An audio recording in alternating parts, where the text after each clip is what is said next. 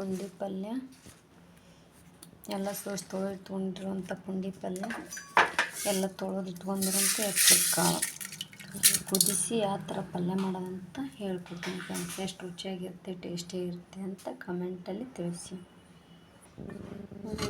ಈ ಥರ ಕುದಿತಿದ್ದಾವೆ, ಈ ಥರ ಕುದಿಸಿದ್ದೇನೆ.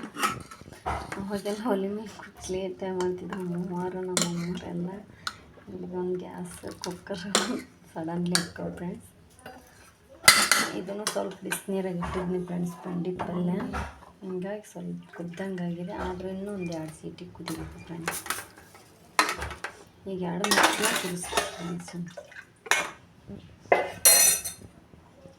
ಈ ಥರ ಮಾಡಿಂದ ಈ ಥರ ಹಾಕಿ ಹಸಿಮೆಣ್ಸಿನ್ಕಾಯಿ ಜಜ್ಜಿಟ್ಕೊಂಡಿರೋಂಥ ಹಸಿಮೆಣ್ಸಿನ್ಕಾಯಿ, ಬೆಳ್ಳುಳ್ಳಿ ಹಾಕಿ ಫ್ರೆಂಡ್ಸ್. ಖಾರ ತಿನ್ನೋದು ಎಷ್ಟು ಖಾರ ಹಾಕಿ ಅದಕ್ಕೆ ಸ್ವಲ್ಪ ಹಾಕಿ 1 ಚಮಚ ಅರಿಶಿನ ಪುಡಿ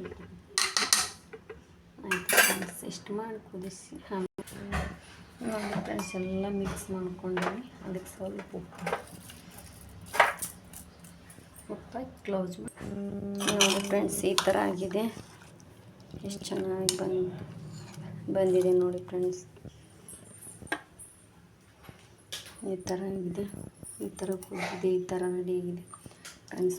ಎಂದ ಜೊತೆ ತಿನ್ನಿ, ರೊಟ್ಟಿ ಜೊತೆ, ಚಪಾತಿ ಜೊತೆ, ಇದ್ರ ಜೊತೆ ತಿನ್ನಿ ಫ್ರೆಂಡ್ಸ್.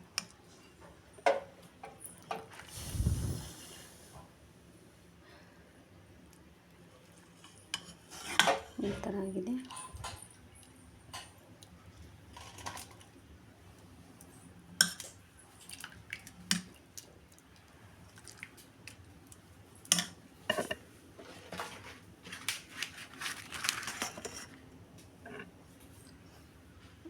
ತಿನ್ನಿ, ರುಚಿಯಾಗಿದೆ. ಕಮೆಂಟ್ಸ್ ಮಾಡಿ, ಲೈಕ್ ಮಾಡಿ, ಶೇರ್ ಮಾಡಿ ಫ್ರೆಂಡ್ಸ್.